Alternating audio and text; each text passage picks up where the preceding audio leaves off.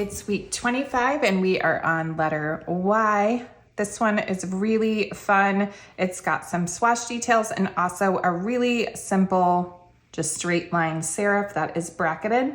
So we're gonna start with a fresh layer and just draw a little Y sketch to use as our basis. So draw a Y kind of like that, and that'll be your basis for your letter. 1, 2, 3, 4, 5. So I'm 5, that's good.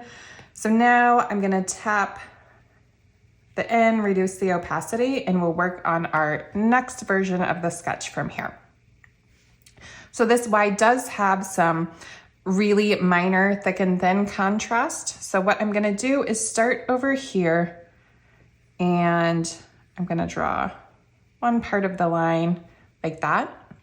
And then I'm gonna add the thickness,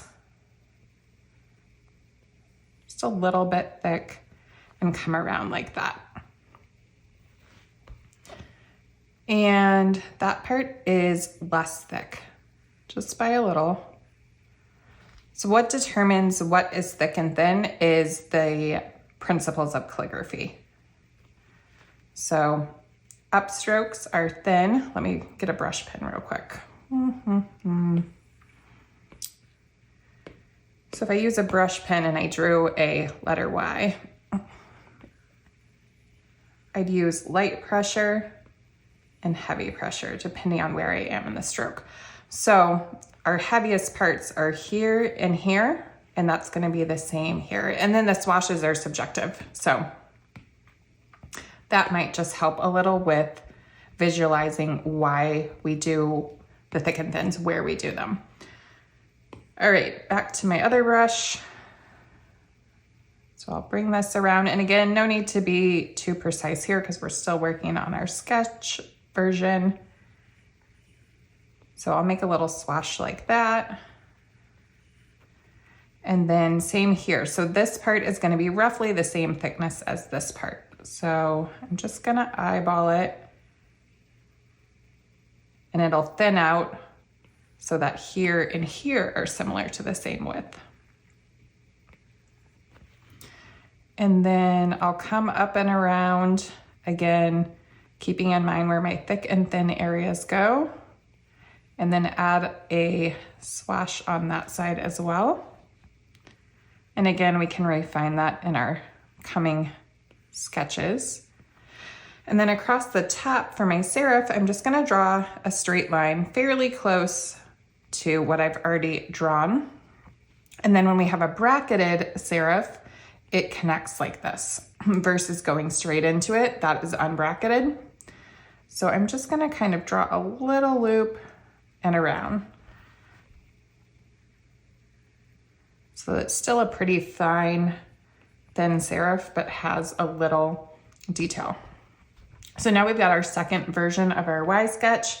I'll delete out my first just so we don't get too confused, and I'll reduce the opacity on our latest layer, add a new layer, and now we can kind of draw our potentially final version of the letter.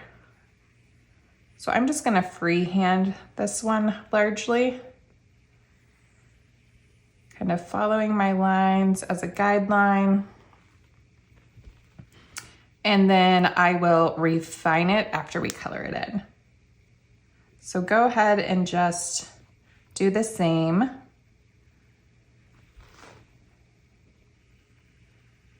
And again, turn your page as you need to get better angles.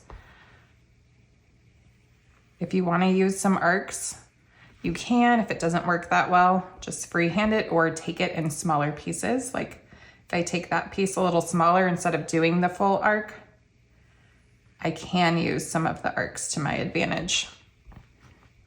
Whoop.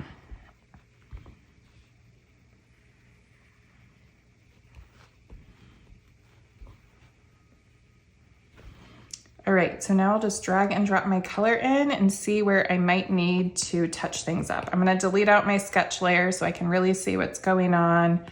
And overall, it's not too bad. I might thin this out a wee bit. And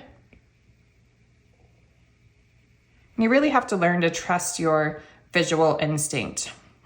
and really go with your gut on what you think will look best.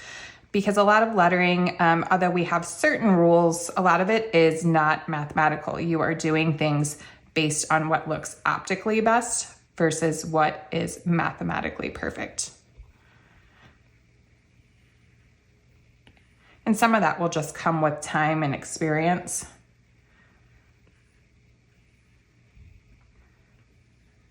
And then some is just personal preference.